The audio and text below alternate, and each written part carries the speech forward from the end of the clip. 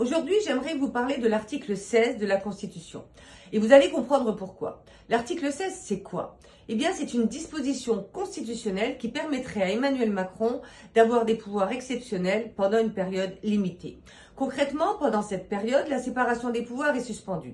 Ça veut dire qu'Emmanuel Macron pourrait prendre des mesures qui relèvent de la compétence du Parlement ou exercer pleinement le pouvoir réglementaire en passant outre le gouvernement.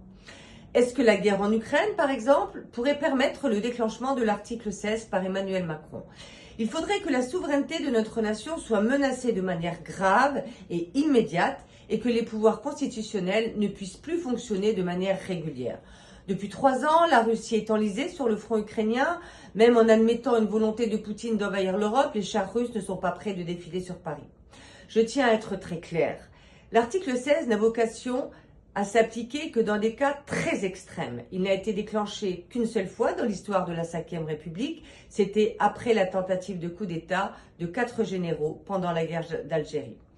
Les conditions de l'article 16 sont tellement éloignées de la situation actuelle qu'Emmanuel Macron ne devrait même pas songer à l'utiliser. S'il décidait de le déclencher sans raison impérieuse, il se placerait alors sous la menace d'un autre article constitutionnel, l'article 68, qui prévoit la destitution du président de la République.